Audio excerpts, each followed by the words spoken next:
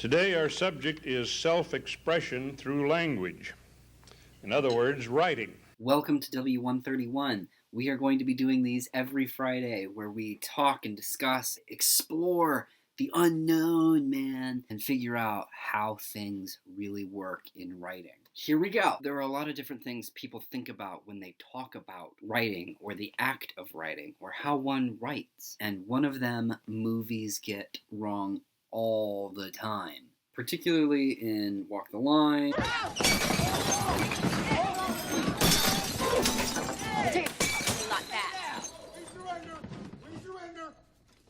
What was I thinking? I must have been crazy. Y'all gonna blow this tour. You can't walk no line.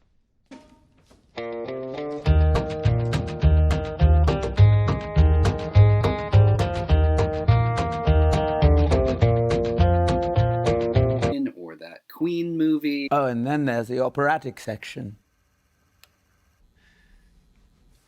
You're gonna love it. The operatic section.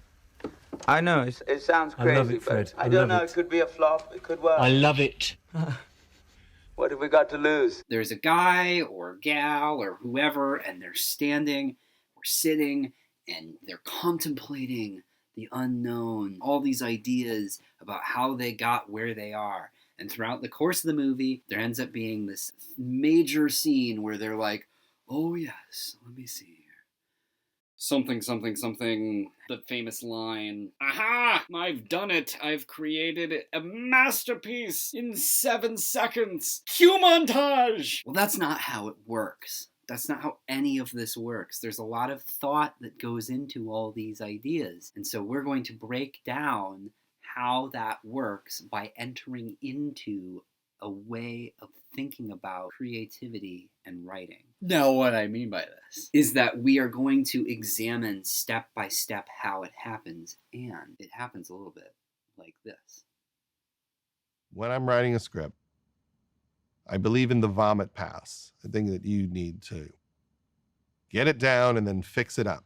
Judd Apatow, the writer of Knocked Up and This Is 40, and all these like incredible comedies that you probably have laughed at and enjoyed. He writes these things in this way.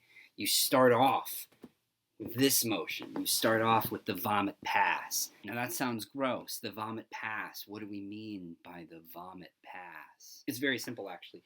What we mean by the vomit pass is that we just let everything go. You allow yourself to sound stupid or odd. You allow the idea to take shape and blurt out itself. You verbally process through writing.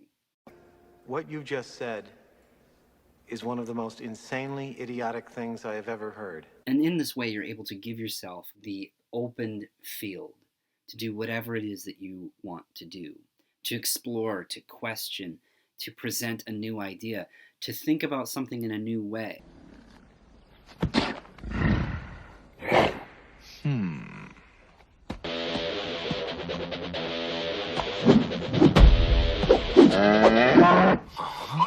It has to be open. You have to allow yourself to just do the work, to sit down and type and let whatever comes come, even if it sounds ridiculous. The last thing I say is when you write, don't think. Write. Because if you think you're in control, you're in charge, you'll get in the way. Now, I'm not putting down thinking. I had a very good education. I'm very grateful for it. But there comes a point when you have gone as far as thinking will take you. And then you will move into the world that might be called fantasy, which is that world beyond where your mind will take you. And then you stop. You stop short and you listen. And you may hear some extraordinary things. What Madeleine L'Engle brings up here is really important. You do appreciate education, but in the midst of doing that, you don't let your mind impede what happens first. It's simply to get out what needs to be out and edit and allow your critic to come out later. We're going to explore this concept in several different ways throughout this class. It's going to be the focus. How do we write and write well while allowing ourselves to have grace to share whatever it is that we need to share, but also remember that this is an academic class and therefore we do things academically.